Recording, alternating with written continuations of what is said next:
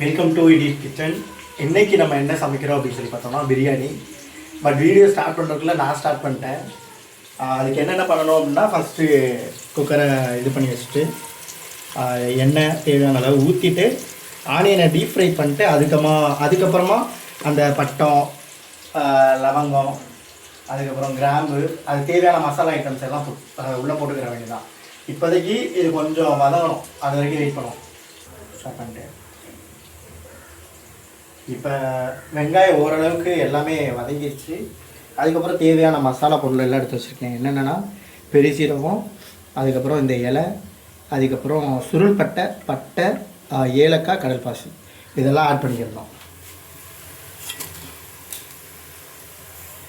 இதை ஆட் பண்ணிட்டு அந்த அரோமா கொஞ்சம் வரும்போது நம்ம அடுத்ததாக தக்காளியை ஆட் பண்ணிக்கிறோம்.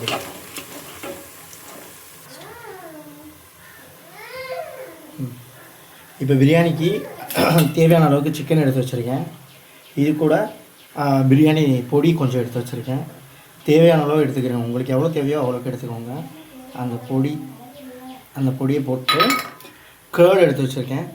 கேர்டையும் அப்படியே ஆட் பண்ணிவிட்டு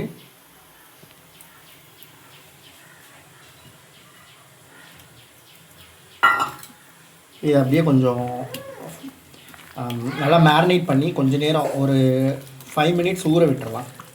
ஸோ ஏன்னா அந்த மசாலா வந்து சிக்கனில் கொஞ்சம் நல்லா இறங்கும், டேஸ்ட் நல்லாயிருக்கும். அதுக்காக இதை அப்படியே விட்டுற வேண்டியதான். இப்போ வெங்காயம் நல்லா பொன்னிறமாக வந்துருச்சு. இதுக்கப்புறமா எனக்கு ஸ்பைஸியாக இருந்தால் சாப்பிட முடியாது அப்படிங்கிறதுக்காக நான் ஒரு பச்சை மிளகா தான் எடுத்திருக்கேன். உங்களுக்கு ஆப்ஷனல் தான், வேணும்னா நீங்கள் 2-3 கூட எடுத்துக்கலாம். இதை பச்சை மிளகா ஆட் பண்ணிட்டு ப்ளஸ் வந்து 3 தக்காளி எடுத்திருக்கேன்.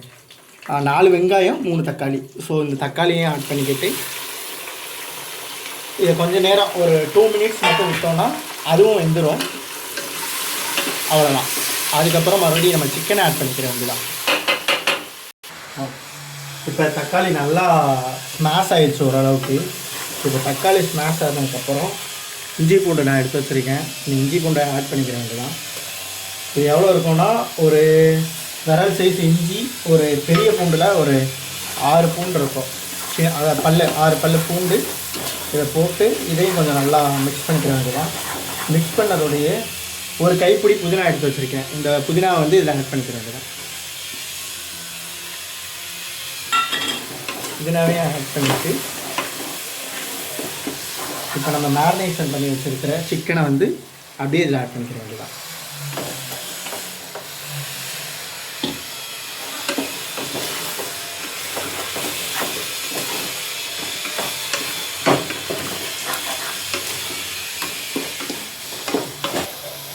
இப்போ சிக்கன் ஓரளவுக்கு இதாகிடுச்சு. இது கூட நான் காஷ்மீரி சில்லி பவுடர் எடுத்திருக்கேன். அது 1 டேபிள் ஸ்பூன் அளவுக்கு ஆட் பண்ணிக்கிற வேண்டியதான்.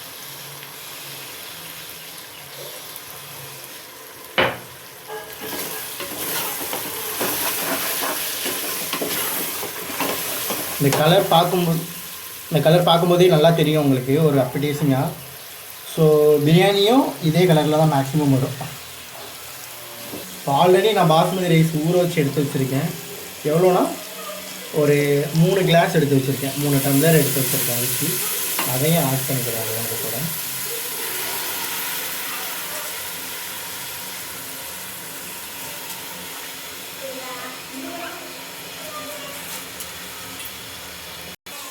இப்போ இது கூட தேவையான அளவுக்கு உப்பு எடுத்துக்கிற வேண்டியதான். தேவையான அளவு உப்பு எடுத்துகிட்டு அவ்வளோதான். நம்ம கிண்டி விட்டுட்டு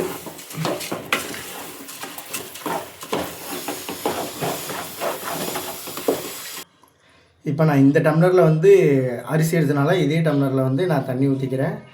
எவ்வளோ தண்ணி ஊற்றணுன்னா, இப்போ 3 டம்ளர் அரிசி எடுத்துருக்கேன்னா 3 டம்ளர் தண்ணி ஊற்றணும்.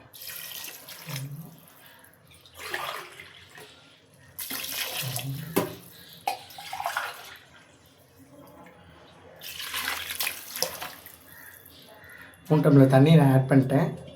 இப்போ நம்ம குக்கரை மூடியை மாட்டி விசில் போட்டு வச்சிட வேண்டியதான். இப்போ நம்ம வந்து குக்கரை மூடி போட்டாச்சு. 3 டம்ளர் தண்ணி ஊற்றிருக்கு. அதே மாதிரி 3 விசில் விட்டோம்னா, விசில் எடுத்தோம்னா கரெக்டாக இருக்கும். அவ்வளோதான். ஓகே,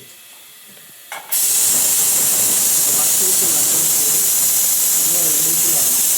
2 நிமிஷம் வந்துச்சுன்னா அப்படியே கம்மில் வச்சுட்டு எடுத்தோன்னா கரெக்டாக இருக்கும். நான் அதுக்கு கரெக்டாக ஓப்பன் பண்ணிடுவேன்.